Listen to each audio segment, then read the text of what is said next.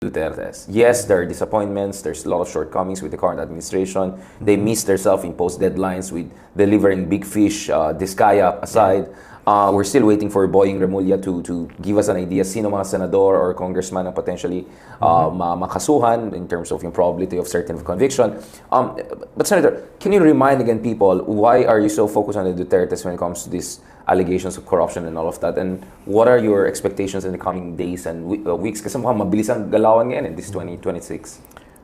Ako kasi, single-minded ang focus ko, which is sa 2028, na hindi makabalik yung mga Dutertes at hindi mapatalsik si President Marcos at umupo si Sara Duterte.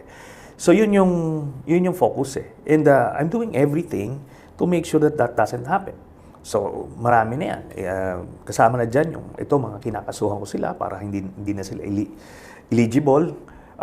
Dahil just to be clear, this is based on the evidence of wrongdoing, not for a political agenda, right? Yeah. And ito, bakit ko ginagawa ito? Kasi we have seen the Dutertes in power up close for 6 years. Nakita natin how much they abused power. Inoppress nila yung tao. Dami nilang ginibang institution, dami nilang pinatay ng mga Pilipino. Nag-set up sila ng criminal enterprise for themselves. Tapos, di nakita natin yan. Ngayon ang tanong, gusto ba nating pagdaanan ulit yan? Di ba? Siyempre yung man on the street, oblivious sila, it's either kung Duterte supporters sila, ang nakita lang nila, or nagbubulag-bulagan sila na to say na itong mga mabubuting side lang nakikita nila. Shadows on the wall. Yeah. But doon sa mga mulat, nakita yon at lahat ng red flags, lahat ng dangers sa ating demokrasya, sa human rights, even sa negosyo, yung mga negosyante, talagang ayaw mong pagdaanan ulit yun. Kaya yun yung determination ko. That's where I'm coming from. Kaya pag may even sa mga progressive forces na sinasabi, yung mga middle forces na parang lang sila, oblivious sila sa mga ganito, parang they're just fine kung manalo si Sara, they're fine. Even that, I get pissed off. You think there's a complacency, or you think there's a naivety na Sara Duterte will not basically spell vengeance and total crackdown on them? Ano bang sense mo dyan? Is there complacency, naivety? What's they're just too distracted about the day-to-day living. Parang hindi sila capable of looking beyond the next 2 weeks. Di ba? Iba yun eh. Kailangan nakatingin ka doon kasi tumatakbo yung oras. It happened to us before, noong 2022. Di ba? Ngayon, hindi na pwede mangyari yun. Kailangan, siguraduhin natin na yung preferred candidate, yung makakabuti sa Pilipinas, yun yung mananalo. Kaya nga sinasabi ko na lang, buti na lang, nakachamba na lang tayo na we were fearful of a Marcos victory noong 2022. But now, nung ni-restore ni President Marcos yung democratic space, edi, yun na nga, nagkamali tayo ng assessment. Chamba na lang yun. Pero ngayon, to gamble, to roll the dice on Sara na she may not be that bad, napaka kalus na natin, or masyado na tayong complacent. You're asking for trouble. Let's go back to President Marcos, because yung isang criticism is, yes, the Dutertes, we know what they meant and what they could mean if ever they returned, but that should not make you turn a blind eye to the shortcomings of the Marcos administration. In your opinion, what is probably you're thinking there's a glass half full, glass half empty. Do you think some people are not giving enough credit? I mean, at the very least, President Marcos admitted there's corruption. There was at least an ICI. Nowhere close to the ideal situation, but from 0 we went to at least 5 or 6. What are your expectations this year in terms of the president delivering on some of the promises in terms of transparency? Like, how's the budget looking after yung BICAM naging more, at least officially transparent? And do you think the president is also doing enough to make sure mga tunay na big fish will face justice?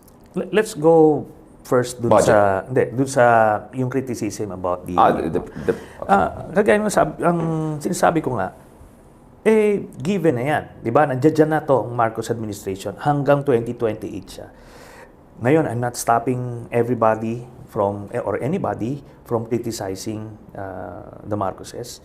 Pero they cannot expect me to cover yung 2028 scenario natin, deal with the Dutertes, and do this thing at the same time. Di ba? Criticize the Marcoses. Gawin nyo naman. Di ba? Kumaga, hindi naman lahat idadump nyo sa akin. When minsan sinasabihan ako na bakit hindi ko daw kinikriticize yung Marcoses. Okay. So this is personal criticism of you? Yeah. Okay. Sa akin, bakit kailangan bang ako pa rin yan? Yeah. You're choosing your battles. Yes, I'm right? choosing the bigger battle. Yeah. Kasi ito, palagay ko kaya nyo na yan. And even si President Marcos is open to criticism. Yeah. And sige na, di ba? We just deal with the nightmare scenario that is confronting us itong 2 years from now. So, yan yon. Ngayon, doon naman sa how they're dealing with the flood control scandal or the corruption. I agree with you, Richard, na well, to the credit of President Marcos, nilabas niya di ba? Siya nag-initiate itong mga investigation. Siyempre, may tama siya kasi talagang nangyari. But it's better than not addressing this problem at all. At least, by 2028, if we're fortunate enough na may matinong presidente, hindi na starting from scratch or talagang masyado malalim ang problema. So that part, pero work in progress pa kasi wala pa tayong nakikita na kukulong, di ba? Sabi naman ni Ombudsman Rimulya, within the first few months of the year, mangyayari yun din. Antayin natin, di ba? May proseso talaga You don't think they're like Mickey Mouse negotiations or take out si gano'n? Because that could backfire, right? Yes. I mean, that could give an excuse to other people who want to bring the whole thing down. I would like to believe wala pa sa gano'n. Kasi hindi pa naman lumalagpas doon sa timeline Kasi pag kinasuhan ka, part ng due process, sasagot ka, di ba? O counter affidavit, may mga tsaka airtight dapat yung kaso. Rejoinder. Ang haba niyan. May mga extensions until magpa-file ng case. Wala pa sa ganong, hindi pa naglalapse yun So, antayin natin yun pag naglapse na yun. Ngayon, doon naman sa yung sa budget. Sa budget issue, yeah. Okay, sa budget issue, I always maintain na yung budget, walang corruption nangyayari sa budget. Yung budget is your main guide kung paano saan mo ilalagay yung mga pondo. Ang pinakang corruption nangyayari doon sa implementation. The moment kumuha ka ng komisyon, o whether advance yan o kung ano man, yun na yung corruption. Pero hindi mo makikita sa budget yan. Ang nangyari ngayon dito kasi, because of the parang lynch mob mentality na tipong, ito, ikaw, gano'n, di kinukuyog kang gano'n. Na, ang nangyari ngayon, kung ikaw senador or ikaw congressman, na meron kang advocacy na genuine, honest to goodness advocacy, that may be hard to believe sa mga nakikita. But there are good congressmen there are good senators there. Yeah, you have Senator De Lima, who's now in the Congress. You have Senator Risa. There are good people there. We cannot deny that. Kung meron lumapit sa yung munisipyo na sabi kailangan namin ng eskwelahan, ng mga classrooms kasi nandoon na sila sa puno ng mangga. Anong gagawin mo? You will turn away from that, di ba? Ikaw ang supposed to be bosses ng taong bayan, di ba? Congressman ka, kung nangyari sa distrito mo yan, it is your obligation to push na magkaroon ng eskwelahan doon. Yun yung advocacy mo, di ba? Ano pang gagawin mo doon? Hindi mo pwede sabihin, nako, hindi ko pwedeng itulak yan kasi pupulaan ako ng tao. Kailangan maintindihan ng taong bayan na ang congressman at senador, mga representante sila ng taong bayan. Sila yung bosses ng taong bayan sa national level. Kung congressman ka at nakita mo kailangan ng tulay dito para yung mga estudyante hindi tumatawid ng ilog, obligasyon mo yon na itulak na magkaroon ng tulay doon. So, kailangan mo mag-allocate ng pondo ron. Ngayon, kung nangumisyon ka dun sa kontratistang gumawa nun, yun ang kailangan, yun ka kailangan maparusahan. Pero hindi mo makikita sa budget yon. Yun. Doon mo makikita kung ano ang mga proyekto ng national government down to the local executive. Hindi yan makikita ng mga DPWH. Sasabihin na DPWH na lang yung unang-una, hindi sila halal. Hindi sila representatives of the people. Kaya wala silang, they cannot be compelled to put a bridge there o kung saan. Kasi they don't have their feel on the ground. Yung congressman, yung mga halal, sila yon. Kaya ang pwedeng gawin dito is, yung gawin natin yung kailangan end user. Merong barangay nagre-request ng itong project, municipal level, then dadalhin nila sa congressman para kumpleto yung buong procurement process. Hindi yung minamagic din lang ng mga congressman minsan. Maglagay dito ng tulay, ng daan papunta dun sa hacienda niya. Di ba? Yeah. So you want to remove the arbitrary, yung kumbaga may veto points ng mga congressman, legislators na pwedeng may mga mangyayaring kababalaghan. But at the end of the day, they should be coordinated with the executive. Engineers should look at it, experts should look at it, right? Hindi lang mga politiko sa kongreso. Yes. Naman yun eh. Lahat naman kunyari sa mga munisipyo, meron sila mga municipal engineers. Sila magde-determine kung ano talaga yung kailangan. Then, pag pinopose mo yan sa national government, eventually, titignan nila kung part yan ng municipal development plan. So, imamatch na nila yun doon. Pero meron kasing mga infrastructure projects na talagang hindi nakikita because hindi siya apparent or, yun na nga, meron nga mga batang tumatawid pa ng ilog eh. Tumatawid ng ilog, papunta lang sa eskwela. Yeah, we've seen the documentaries. So, paano yun? Who would be the one who will push for that bridge to be built there? Do we need a new system kung saan, kasi may yung participatory budget yung ginagawa ni Pinoy, nangyari yan sa Brazil, other countries, kung saan even yung mga ordinaryong mamamayan, meron silang say dun sa mga priorities na nakita. Kasi yung super on the ground na yung civil society, mamamayan. So meron kang levels of consultation and coordination until solid yung buong project. And then transparent din siya. You can check what's the development of the project, who are the contractors, what is the bidding, what is the ideal consolidated, transparent process kung saan ma-allocate ang tamang pera sa tamang proyekto na walang kalokohan na nangyari. Is there some system you can think about? Kailangan kasi talagang gamitin natin yung mga halal na bayan. Whether ang assumption nito, corrupt naman sila lahat. Kaso that's the system we have eh. Pag sila yung binoto, barangay captain, alam nila kung ano yung pangangailangan ng lugar nila. Then sa munisipyo o city hall, dapat alam nila kung ano yung pangangailangan ng. So sila sa kanila magaling yung request. Then ganun din yon sa congressman, sa kanila i-compile nila yon sa lahat, sa buong distrito nila yon. Then sila ngayon magiging bosses nun sa representatives. Ngayon, kailan papasok yung tao? Doon sa implementation. Doon nyo bantayan. From the bidding process hanggang sa implementation, doon sila magbabantay. Pero hindi pwede kasi yung sinasabing participatory governance. Maganda lang yan theoretically, pero pag implement mo sa ground, it can be ano ba tawag nito? Infiltrated, co-opted. Oo, basta they can game the system still eh.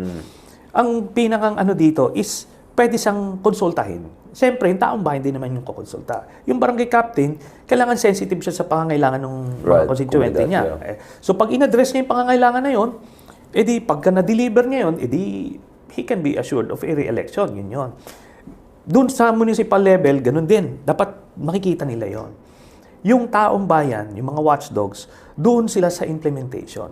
Ito yung mga projects dito sa lugar na ito, dito sa barangay na to. Doon yung ngayon titignan kung ginagawa nga ba talaga. Kasi wala tayong magagawa dito. Ito yung sistema, di ba? I believe the system is okay. The problem is the people running the system. So we have to vote more responsibly, basically. Ganun talaga yun. But no additional safeguards. I mean, because some people are also yung sinaslice yung budget, line budget. Tapos marami mga kalokohan nangyari little here and there. What about those aspects? Kasi nga, ang pananaw ko, even nung panahon ni Duterte, kahit opposition ako, pero hinahayaan ko yung budget niya. Bakit? Kasi yan yung ang mekanismo ng isang presidente para ma-deliver niya yung serbisyo sa taong bayan. Ang binabantayan ko yung implementation. Di ba? Kasi doon nagkakaroon ng nakawan. Pero not the budget per se. Kung ang priority niya education, makikita mo doon. Kung priority niya infrastructure projects, makikita mo doon sa budget. Pero wala ka pa makikitang doon nakawan. Kaya I question yung mga nagsasabing this is a corrupt budget o hindi corrupt budget. Kasi budget lang yan eh. Parang budget sa bahay. Ito para sa kuryente, para sa baon, gano'n. Wala pa yun eh. Papel pa lang yun. Pero pagka sinabi mo dito, bayad mo sa kuryente, 2,000. Pero ang kuryente mo lang pala, 1,000. Yung 1,000, binulsa mo. Di doon na sa implementation yun. That's where you see more the problem than the whole process of allocations and determination of allocations. And pwede yan, mati-check na, ayusin natin yung auditing processes. Yung COA, kailangan natin armasan sila. Linisan yan. Hindi lang sila financial audit. Kasi yung COA natin, nagiging financial auditors lang yung papel-papel. They don't go out to the projects anymore. Kailangan nila ng technical audit capability. Kailangan makikita nila kung gaano kakapal yung semento na nilagay dun sa kalye. Kailangan yung mga mga sheet file na nilalagay, gaano ba kalalim. They should have that capacity. Wala silang ganon. Na on-the-ground project assessment. Puro auditors, puro CPA yung nandiyan. Financial auditing sila. And ang galing ng mga numbers. Oo, mag-manufacture ng mga papel. Na perfect na nila yan, yung bidding-biddingan. Yeah. On paper, makita mo, there's, everything is in order. Pero doon mo makita kung substandard yun, so maybe public accountants, civil engineers, civil society groups, they can work. They can have a kind of a multi-agency and also kind of a yung mga watchdogs na gano'n. Tapos, ako, I've been proposing, tanggalin yung mga resident auditors eh. Yung resident auditors kasi na let's say, nako-co-op sila o nako-coerce sila. Pero pagka sila, rotating sila, niraraffle kung ano yung audit nila. Di ngayon, they can do their jobs dispassionately and without fear or favor. They can and their budget also, problema, we had Heidi Mendoza also on this platform. She was saying na minsan parang binubuli yung mga COA people sa Senado or sa Kongreso. Yung mga senador na tinamaan nila, bubulin sila sa budget and all. So, you need fiscal autonomy, not only capability upgrade. Yeah. Supposed to be may fiscal autonomy yung COA. And kailangan mo talagang taasan yung sahod nila, yung recruitment level. Yung capability nila expand. Kasi naging dekahon na na financial audit lang sila eh. Hindi dapat. They should be there on the field. Technical audit ang mas importante dito. Kasi kung mayroon ganon, wala mag-ghost project. Kasi, mabibisto ka agad eh. Pero pag financial audit, makakalusot pa sila. Ngayon, yung reason kung ba't nga tatanggalin mo yung resident auditors, pag meron lang silang district offices, iraraffle mo lang doon. Ngayon, hindi alam nung mayor, congressman, kung sino yung lalagyan nila para hindi sila magkaroon ng disallowance o suspension. Whereas kung may resident auditor, kaya nilang suhulan. Kaya nilang, kung hindi nila masusuhulan, pinapatay yung ibang mga COA auditors. So, yun yung mga proposal ko na sinubmit ko dati. So, using that logic, your framework, what's your problem with Pulong's 51 billion? Yeah. There's nothing wrong with the allocation. The implementation is where things went wrong. There's something wrong with the allocation kasi hindi siya equitably distributed. Kailangan yung national resources equitably distributed based on the population or the needs, di ba? Kaya hindi naman kunyari, may population ka, malaki population mo, pero progressive na kayo, moderno na yung inyong lungsod, doon naman dun sa mga nangangailangan. So that's the equitable distribution. Ito hindi eh. 51 billion na yung Davao City. Ang laki-laki pa nung era niyan ng Davao City. Hindi ma-justify yon. So, that alone may problema doon. Tapos, physically, impossible magkaroon ka ng 51 billion pesos ng project dyan sa isang distrito na yan. Yung absorption capacity. Tapos, yun na, hindi lang. But yung physical limitations of the area, maliit lang siya for a 51 billion peso budget. Yun. And that's where you think something fishy happened? And meron talaga. Evidence siya.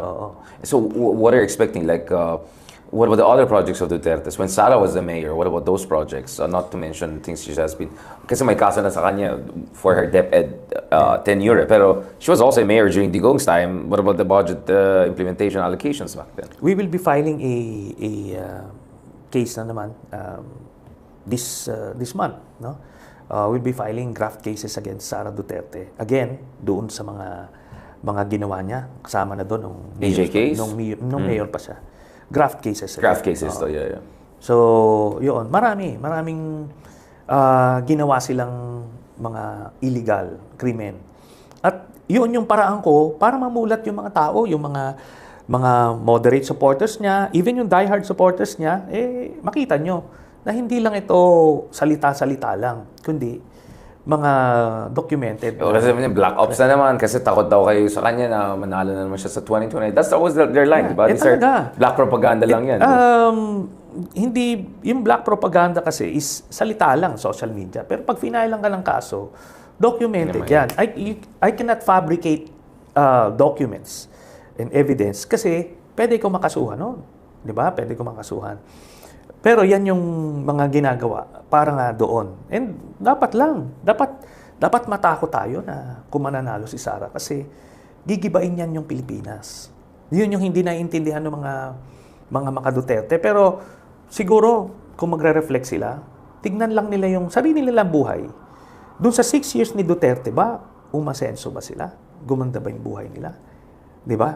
Ang gumanda lang ang buhay yung mga Dutertes. Naging bilyonaryo sila. Lahat. Many times over. So yun. Until they can grapple with that reality na nabudol sila, magkakaproblema tayo. Do you think people have been forgetting that? Kasi Sara's number obviously are not as high as before. I mean, the Duterte used to be 95% approval, whatever, right? Even in Mindanao, we see some slight movement there.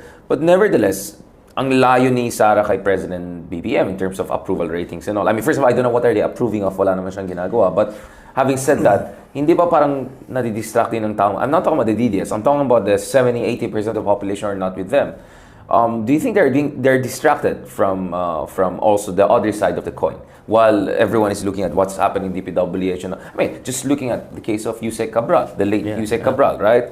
I mean, her rise to power was really during Digong's time, right? A lot of projects of this guy started during Digong's time. And yet people talk as if all of this corruption is just the last 2 years, 3 years, or it's just the 2025 budget, which was the worst ever and all of that. Hindi may parang imbalance, asymmetry, and that's actually helping the cause of the Dutertes? That's exactly what happened. I think yan naman yung pagkakamali ng ICI. They had the opportunity na imbisigahan ito from where it started. Yeah. Nung panahon ni 2016, yeah. Kung chronological yung kanilang investigation, hindi ganyan na magiging. Yung PCIJ kasi nag-release. I mean, klarong-klaro sa PCIJ. The Diskaya companies, all of these dodgy companies, dun lumobo suddenly. Even Bernardo, even Cabral, dun sila. Yun yung heyday nila eh. Exactly. Kaso ngayong ICI, purong latest lang, yeah. Ako feeling ko, dahil is either takot sila sa mga Dutertes or kasabwat. Ako, I'm ready to get there. Kasama na itong sina Babe Singson and kasi binibuild up na parang mga maayos na tao. Kasi kung maayos sila, dapat doon nila sinimulan. Bakit di nila ginalaw? They were there, yung 2 commissioners na nag-resign. Bakit hindi nyo pinatawag si Bongo? Bakit hindi nyo in-insist na humarap si Pulong? Tapos bakit si Bernardo si Sandro pa yung pumunta? O lahat pumunta except si itong mga ito.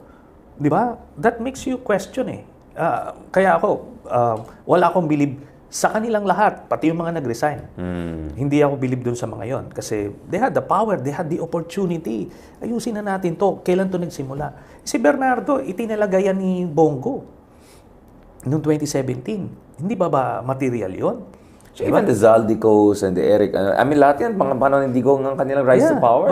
So, yun na yung nangyari. Kaya nangyari ngayon, tinamaan si President Marcos. Parang it's as though sa term lang niya nagsimula ito. So, yan ngayon ang backlash niya. Ang pagtitignan mo naman doon ako tinitignan ko, hindi naman yung net yung approval. Tignan mo yung approval. 38 kay President Marcos and 56, I think, kay Sara. Mababa yon for Sara na wala 90, ka na nga na spare ka na nga sa mga tapos 56 ka na lang. And I remember nung panahon nung kay Binay noon, before we started the investigation against him, umabot siya ng mga low 80s, high 70s ng mga panahon na yon. Ano na to, preference yun Hindi yon approval rating, kundi voter preference. To be the next president, potentially. Oo. Yeah. Tapos yung mga kalaban doon, kasi 5-way race yung ginagawa namin, 4-way race, 4%, 3% lang yung iba. Yeah. Runaway so winner. Talagang runaway winner. Pero nung namulat sila, the people started turning away from. Pero yung problema, di ba, natuto yung mga DDS kaya in-attack yung Philippine Daily Inquirer, that's why they attacked the media, right? Because it was the media that exposed the Binay era anomalies, right? ABS-CBN. Exactly. So, yun ang ginawa nila, binanatan nila yung mainstream media, tapos pinalakas nila yung social media nila, kaya they can reach the deep corners of the archipelago. Samantalang yung admin hindi na-reach yun. So nag-game na nila yung system, but we still have time to counter these things. And space to attack that. So this goes down to basically the ombudsman now at this point in time, because the ICI came short. So what is the way forward? Ombudsman, and not to mention, Ombudsman Remulla just mentioned the other day, malaki rin ang corruption sa judiciary. Without casting aspersions, some people are finding it very suspicious that in the past 12-15 months, ang daming na-acquit bigla sa Sandigan Bayan. Was it because the previous ombudsman didn't do an airtight case? Was it because pinabayaan? Or is it because maybe the Sandigan Bayan dapat bantayan? What's going on here? It's a confluence of all these factors. Kasi doon pa lang, yung mga investigador pa lang sa ombudsman, meron ng parking fee na babayaran mo para hindi nauusad yon. Hindi naakyat sa taas. So, iba't ibang levels yung corruption. Then, if at all na ipa-file nila, then yung incompetence naman would kick in. Kasi nilalamon sila ng mga dikampanilyang mga abogado. Yeah. Yung mga nag-hear dito, talagang they cover so much ground. Kaya, judicial reform also is very important. Is called for at this point. Pero that's for another time. Kasi kailangan yan, mag-a-appoint ka ng mga maayos, then bibigyan mo sila ng resources para ma-insulate na hindi yung kasi yung nila survival wages for lawyers especially. For lawyers na yan, kailangan bigyan natin, ma-entice natin yung mga maayos na abogado through good pay, di ba? And protection. So, I proposed also yung creation ng marshal service para meron, aside sa pag-administer ng mga notices o kung ano man, kailangan ito yung security din ng members of the judiciary, kasama na yung ombudsman. Sila nagpo-provide nun. Kasi ang hirap kunyari, ikaw, nililitis mo isang drug lord, tapos uuwi ka sa inyo, di ba, driving by yourself. Delikado yun. Mawawalan ka ng confidence to your job, basically. Job. So, yun. So, yung vulnerability nila and compensation nila. Then, you need to start picking good justices, yung maayos talaga yung background. Hindi yung, alam mong fixer, kaya mo nilagay, kunyari sa Supreme Court, hindi fixer talaga yun. So, maraming gagawin. But, very basic pa yung problema natin, yung kinakaharap natin ngayon. Ngayon, moving forward, I would recommend, kung sa admin, I would advise them na bigay na lang nila sa ombudsman yung paglilitis na. So that they can focus on delivering yung kanilang mga pinangako sa taong bayan. Kung legacy mode sila, para yun yung makita ng tao. Kasi pagka nag-hands-on ka dyan, tapos kinakapos ka, yung corruption ngayon talaga nag-stick sa'yo. Imbis na yung services na talagang yun naman dapat ang priority mo, ito naman collateral duty lang dito na naipasa mo na sa ombudsman. So yun na yun. Yun yung moving forward kailangan nilang gawin para makarecover sila dun sa mababang rating sila. Before with the last part of our discussion, Senator, in terms of what should happen with the middle forces in the coming weeks, kasi February is expected to be a big month in the every sense of the word. Etong ombudsman, entertain the argument na the ombudsman could potentially help trigger a new round of impeachment against Sara? Or is that even sensible at this point in time? Given that by February, mawala na yung time limit, malift na yung time limit in terms of refiling of impeachment against Sara Duterte. Okay, I know for a fact, Richard, na pine-prepare na yung impeachment case para kay Sara. The moment mag-lapse na yung 1-year ban, ifa-file yun. So whether the ombudsman would have a part in it or not, mangyayari yun. But it gives it credibility, right? If the ombudsman acts upon all of this evidence and all that. Yeah. Yes. But yun na nga, it's independent of that. It's an independent action. And based on the Supreme Court ruling, new rules, magkakaroon ng hearing sa Congress mismo. Sa Congress plenary mismo. agad. Ngayon, di doon pa lang, lalabas na ito. Yung mga bank accounts na to, ano yan exception to the rule yan. Sa bank secrecy law, lalabas na yan. And by the way, meron ng nahawakan yung ombudsman dati galing from AMLAC. At yun na nga yung ginamit ni then overall Deputy Ombudsman Carandang to say na talagang parehas o similar doon sa in-attach ko doon sa aking plunder case kay Duterte. Right. So, yun lalabas yun sa House pa lang. Kumaga may mini trial na mangyayari doon pa lang. At hindi ka madidistract ng mga Duterte senators. Mga abogado niya. Abogado niya. Sila Marcoleta, sila Aimee, kung sino-sino. Hindi sila makaka-intervene doon.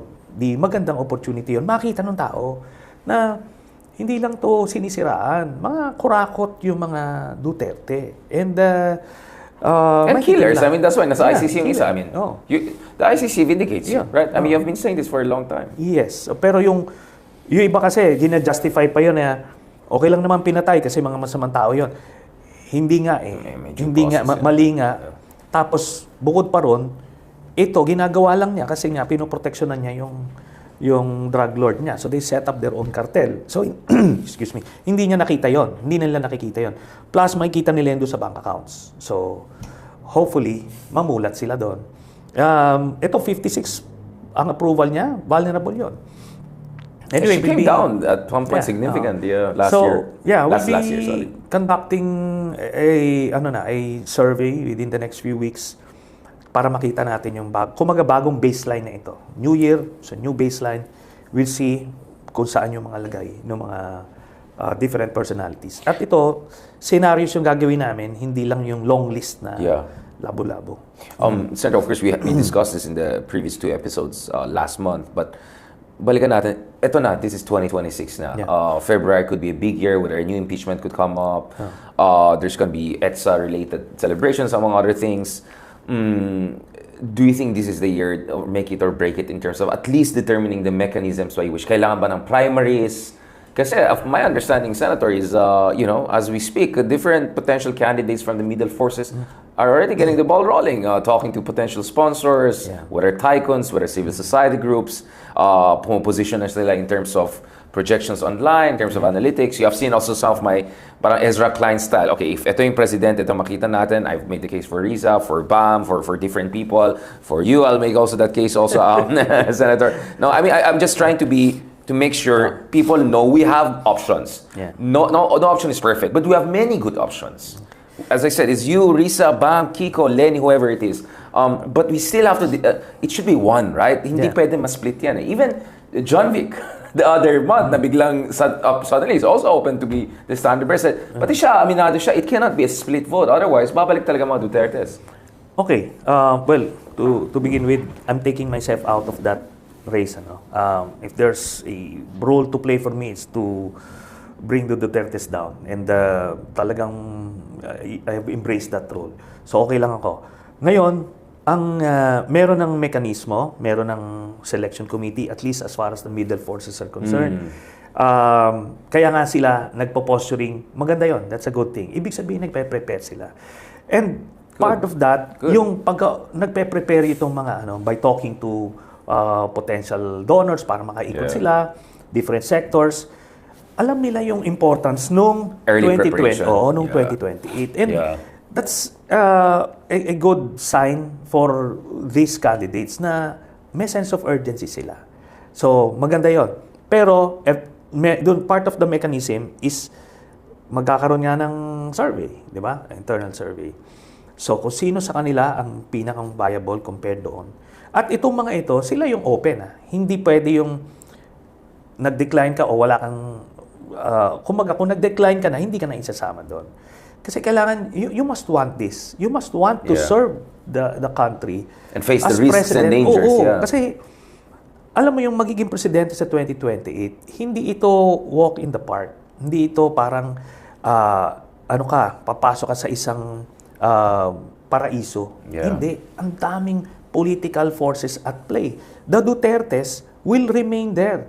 Pag very potent yan. Tapos mga bata pa yan sila. Even if they don't win now, 2028, sa 2034, they can still be May next generation pa. May Omar, may Kitty, may Digong kumbaga, II. hanggang doon, hanggang kingdom come yan. So, Tradition warfare. yeah, kaya kailangan kung ma-expose na sila this early, or pagka nanalo, di ba? Then, make them accountable. At least matutuldo ka na yon. So, yung presidenteng papasok, kailangan may intestinal fortitude to face all these challenges. Kasi hindi peacetime president yung next yung president sa 2028. Kaya importante yung kailangan proactive, hindi pwedeng passive. Ganon. Wow, the very constructive. I like this. But you see where I'm coming from, right? Yeah. So I'm just throwing out the nest and let's okay get the ball rolling. And then mag-decide na tayo kung anong way. And let me just add, so, yung assuming makapagpili na yung middle forces, Richard. Yes. The next step is how to forge a coalition with the Marcos forces in particular. Kasi that's the only way. Kung three-cornered fight ito, one for the Dutertes, one for the admin, and one for the middle forces. Mananalong Duterte. Mananalo yung Duterte. Kasi solid yung kanila sa Mindanao. Pero kung mag-join forces itong dalawa, from the get-go, malalamangan nila yung, si Sara Duterte. But wouldn't that undermine the credibility of the middle forces, considering you still have around 40% of the population who are unaffiliated and are not necessarily happy with BBM, at least given the 30% approval that the president has? What about them? Isn't it important you win over also that 40%? And therefore, any new unity should be calibrated, at least in terms of optics. Pagkadalawa kasing magsasama kayo, mas marami kayong magpo-poach doon sa unaligned. As I mentioned during your last vlog, 4 yung bloke, di ba? Duterte, admin, middle forces, and yung non-aligned, yung no affiliation. So, pagka nagsama ito, yung pag-poach nyo rito, ganun. Mas marami kayo magpo-poach doon sa... Ma-amplify yung ability niyo to recruit new... kasi person to person, ang most effective way of recruitment. Kung mas marami kayo, di mas marami doon. We've done that before yung isolationist mindset natin, purist mindset. Hindi nangyari. And hindi ka naman, ito pa, ang po-provide pa nung admin is the resources and the machinery. Yung mga LGUs, they would have a way to communicate with them. So, basta find a common ground. Ano ba yung mga gagawin nating reforms? Ganon. Then, yung mga issues na medyo mabigat o touchy for both sides, wag na muna, galawin. Then focus lang doon sa common program of government that you can agree on. Then hindi naman imposibleng mangyari 'yon. That way you can guarantee victory. Then you can serve. Kasi mas importante, 'di ba? Ano ba mas importante? Yung purity nung ways mo, hindi nga yung intentions, yung ways mo, or yung makapagsilbi ka sa bayan para masimulan mo na yung reforma na hinahangad mo noon pa. Di ba? Kasi pag natalo ka, no matter how you say na, well, at least hindi ako nakipagsanib persa sa kanila, basta ako lang yung magaling. Ano ka ngayon? You see our country being run by the people na kinalaban mo. Di ba? Kasi nga, you felt na you had a better program that you'd be able to make a better difference in the lives of the people. Kaso, out of pride, hindi mo ginawa yung kailangan mo gawin para manalo. Yun. To be fair though, Senator, I think since we were having this discussion January 2025, late 2024, it looks like people are kind of getting what's going on here. So the conversation is no longer that, kailangan ng may counter coalition and all. I think the conversation is that, okay, how do you do it in a way na comfortable lahat? I mean, imagine if an Aquino is the standard bearer. Let's say BAM. Okay, let's spell it out.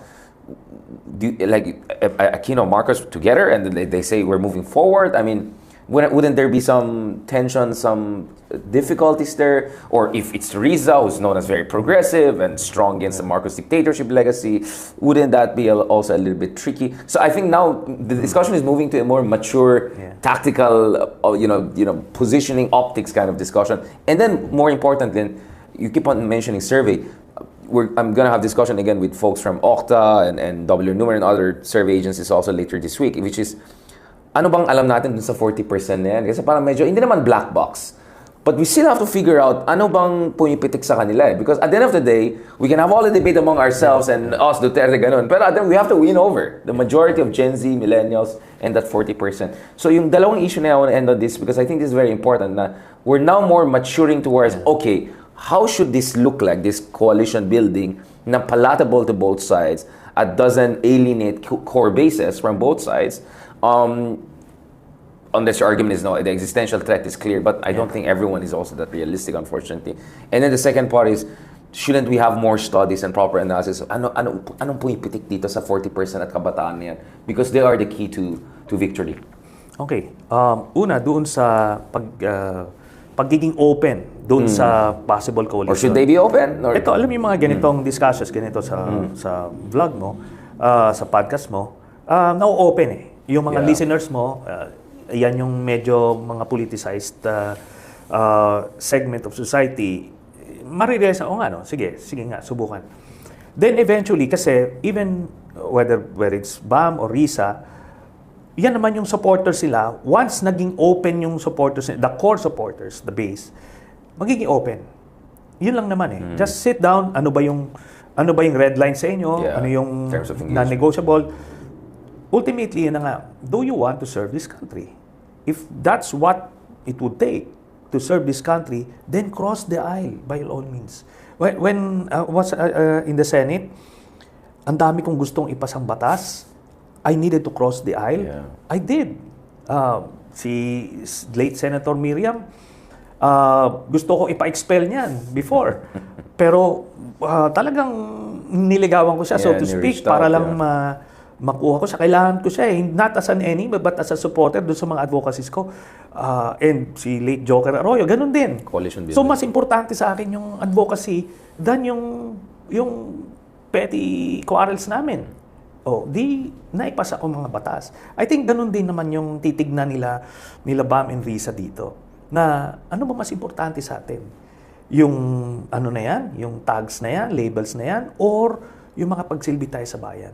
I think the Marcoses would be very much open to embracing a middle force candidate, di ba? Para lang, kasi nga existential eh.